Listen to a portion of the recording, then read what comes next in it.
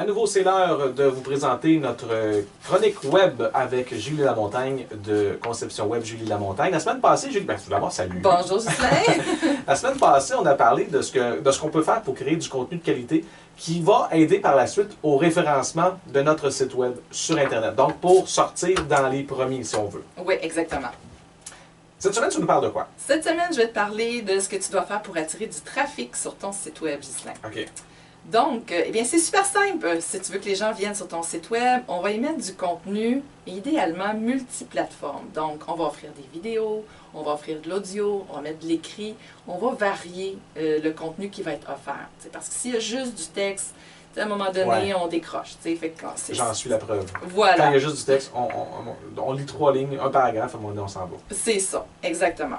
Donc, pour savoir ce qui intéresse tes lecteurs, tu dois avoir identifié tes lecteurs, tes visiteurs, tu dois avoir identifié à qui tu t'adresses. C'est pas vrai que ton site web va vraiment intéresser comme tout le monde, là.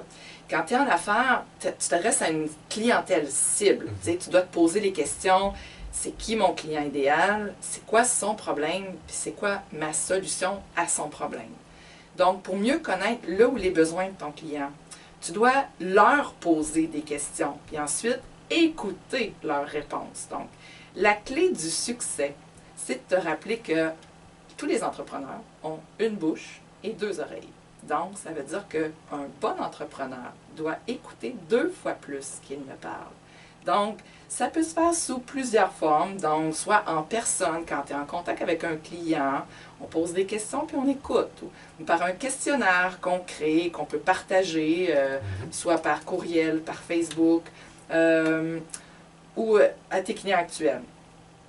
Quand tu sais à qui tu t'adresses et les problèmes que ces personnes vivent, eh bien, tu as là tout le contenu qui va les intéresser à venir sur ton site web. Après, tu as du boulot. Écris des articles de blog. Donc, attention, mais tu dois traiter d'un seul sujet ou d'un seul problème par article de blog. OK. Utilise les mots, M-A-U-X, que tes clients ont décrits et aide-les avec tes mots, M-O-T-S. Si tu as une bonne écoute, tu sauras exactement ce qui intéresse vraiment ta clientèle. C'est un long travail de préparation, mais c'est la clé du succès. Le contenu de tes articles peut être des conseils, des partages d'expériences vécues, des solutions, des stratégies, des vidéos, des recommandations, bref, toute forme d'aide que tu peux apporter. Il faut obtenir de la valeur quand on va te lire, te regarder ou t'entendre, car s'il n'y a pas de valeur dans ton article, pour moi, je ne resterai pas longtemps sur ton site web. Et si je ne reste pas longtemps sur ton site web, mais Google va tout de suite comprendre et te pénaliser avec ton référencement. On en a parlé la semaine dernière. Parlé, c'est ça. Aussi, tu dois publier de façon régulière. À quelle fréquence? Un article de blog par semaine, c'est l'idéal.